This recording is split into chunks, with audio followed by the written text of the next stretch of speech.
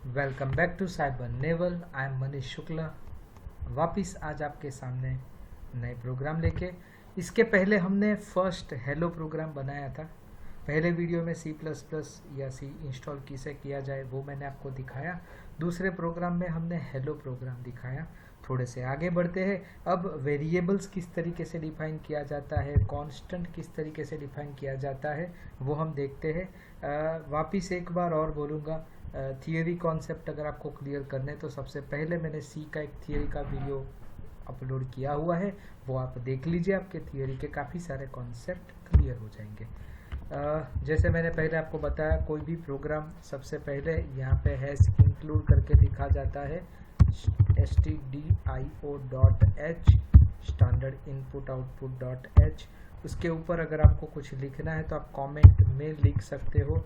Variable किस तरीके से इस्तेमाल होता है, कांस्टेंट किस तरीके से इस्तेमाल होता है, वो हम यहाँ पे यूज़ करना सीखेंगे।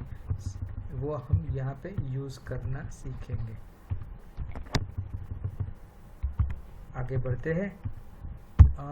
उसके बाद void main लिखा जाता है। एक और चीज़ यहाँ पे मैं आपको नहीं दिखाऊंगा जो आगे के प्रोग्राम में मैंने नहीं दिखाई थी। यहाँ पे आगे के प्रोग्राम में हमने कुछ हेलो प्रोग्राम दिखा था, उसी को थोड़ा सा एक्सटेंड करता हूँ आपके सामने। ये मैंने हेलो प्रोग्राम लिखा, यहाँ पे मैं कंपाइल करूँगा, आपके सामने 0 वार्निंग 0 एरर आती है। अगर यहाँ पे ये वॉइड नहीं लिखता हूँ मैं, उसकी जगह सिर्फ मेन लिखता हूँ, अगर आप कंपाइल करके देखोगे तो आपके सामने एक वार्निंग आ गई। वार्निंग का मतलब होगा कि यहाँ पे आप रन कर सकते हो बट सिस्टम में कुछ गड़बड़ी है। अगर ये वार्निंग मैसेज मुझे निकालना है, वार्निंग में आएगा function should return a value, यानी फंक्शन कुछ ना कुछ रिटर्न करेगा।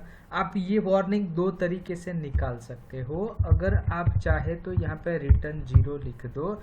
अगर मैं रिटर्न 0 लिखूंगा तो भी आपका ये वार्निंग मैसेज निकल जाएगा। अगर ऐसा मुझे नहीं करना है तो आपके सामने दूसरा एक ऑप्शन यहाँ पे रखा जाएगा, मेन के आगे आप वॉइड लिख दो। वॉइड का मतलब वो कुछ भी रिटर्न नहीं करेगा। वापिस आप कंपाइल करके देखोगे तो आपको पता चलेगा कि यहाँ वार्निंग चली गई है। तो आप चाहो तो इस तरीके से यहाँ पे इसका इस्तेमाल कर सकते हो। हम आगे बढ़ रहे थे, वेरिएबल कैसे डिफाइन होता है, कांस्टेंट कैसे डिफाइन होता है। तो यहाँ पे अगर मुझे कोई कांस्टेंट डिफाइन करना है तो उसको यहाँ प्री प्रोसेसर स्टेटमेंट में डिफाइन करना होगा। यहाँ पे ये हैश साइन होता है, that is called as pre processor statement. मित्रों, उसके नाम से ही पता चल जाता है, प्री प्रोसेसर यानी प्रोसेस करने के पहले जो एग्जीक्यूट होगा that is considered as pre processor. इसके अगले वीडियो में मैंने आपको दिखाया था कि प्रोग्राम की नंबर ऑफ लाइन्स बढ़ गई थी। 8 लाइन का प्रोग्राम आपको इतना सारे लाइन का दिखाई दिया क्योंकि ये प्री प्रोसेसर स्टेटमेंट था। पूरी की पूरी लाइब्रेरी उसमें ऐड की गई थी। अगर मुझे कोई कांस्टेंट डिफाइन करना है तो सी में कांस्टेंट कैपिटल में डिफाइन किया जाता है। जैसे कि हमने मैथमेटिक्स में सीखा है कि पाई को कांस्टेंट बोलते हैं, तो यहाँ पे मैं PI that is considered as pi को कांस्टेंट बोलूँगा और उसका वैल्यू 3.14 यहाँ पे मैं लिखूँगा। तो ये हमने कांस्टेंट डिफाइन किया, कैपिटल में लिखा है तो कोई भी उसको समझ जाएगा कि ये हमारा कांस्टेंट है। वेरिएबल होता है उसको कैपिटल में नहीं लिखा जाता, उसको स्मॉल में लिखा जाता है। यहाँ पे मुझे उसकी वैल्यू देखनी है तो %f करूँगा क्योंकि इसका वैल्यू फ्लोट है। वापिस यहाँ पे कॉमा करके यहाँ पे मैं लिखूँगा कि PI। अगर मुझे इसमें साथ में लिखना है तो यहाँ पे अगर अकेली वैल्यू लिखनी है तो %d रखूँगा। ज़्यादा अच्छा समझाने के लिए मैं आपको रन करके दिखाऊंगा ताकि आपको पता चले। ये सब बाकी का काम निकाल देता हूँ। यहाँ पे वापस मैं आपके सामने उसको रन करूँगा। आउटपुट देखना है तो Alt W और यहाँ पे वापस नीचे जाना है आउटपुट के लिए। यहाँ पे आपके सामने 3.14 यहाँ पे दिखाई देगा। 3.14 यहाँ पे दिखाई देगा, क्योंकि यहाँ पे अभी मुझे इसके आगे कांस्टेंट ऐसे दिखाना है, तो यहाँ पे आपको PI ऐसे दिखाना है, तो यहाँ PI इक्वल टू आप यहाँ पे रखेंगे, तो PI इक्वल टू रखेंगे, वापस रन करूँगा, आपको पता चल जाएगा यहाँ पे PI इक्वल टू 3.14 इस तरीके से दिखाई देगा। यानी आपको पता चलेगा कि आगे PI ऐसा लिखा हुआ आएगा।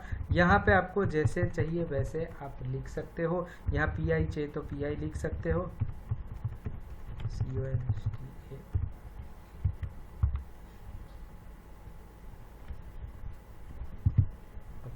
तो यहाँ पे PI इक्वल टू करके आप ऐसे लिखोगे तो वो अपने आप यहाँ पे आपके सामने दिखाई देगा।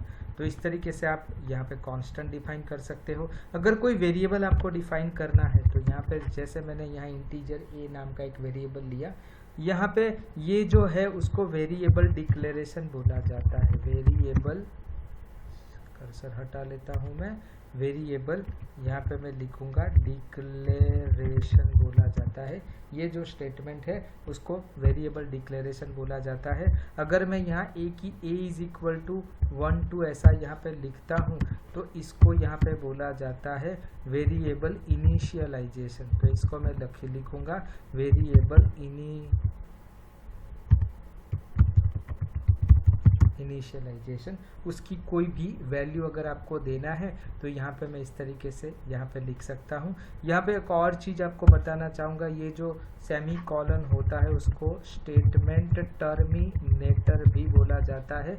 नॉर्मली हर एक स्टेटमेंट के पीछे आएगा, ये सिर्फ इफ़ के पीछे नहीं आएगा, एल्स के पीछे नहीं आएगा, मेन के पीछे नहीं आएगा, इंक्लूड के पीछे नहीं आएगा, कांस्टेंट डिफाइन करने के पीछे नहीं आएगा, स्विच के पीछे नहीं आएगा। तो कई जगह पे इसका इस्तेमाल नहीं होगा, तो वो हमें थोड़ा सा ध्यान रखना है। अगर ऐसा कुछ भी छोटा स्क्रीन हो जाता है तो ऑल्ट प्लस एंटर करके आप उसको बड़ा कर सकते हो।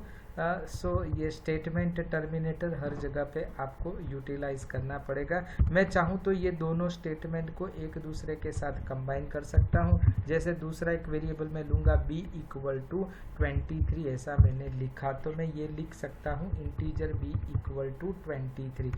और अगर मैं चाहूँ तो यहाँ पे a equal to 12, integer a equal to 12 ऐसा भी साथ में मैं लिख सकता हूँ। अगर ये वेरिएबल की वैल्यू मुझे देखनी है तो यहाँ पे मैं लिख सकता हूँ a is equal to %d। मैंने आगे थियरी में दिखाया है इंटीजर के लिए %d होता है, फ्लोट के लिए %f होता है। तो यहाँ पे मैंने a रखा, यहाँ पे मैंने b रखा। आउटपुट देखना है तो आप इस तरीके से देख सकते हो, सबसे पहले PI का वैल्यू आएगा, उसके बाद a का वैल्यू आएगा, उसके बाद b का वैल्यू आएगा। तो आप चाहे तो इस तरीके से कांस्टेंट डिफाइन कर सकते हो, इस तरीके से वेरिएबल डिफाइन कर सकते हैं।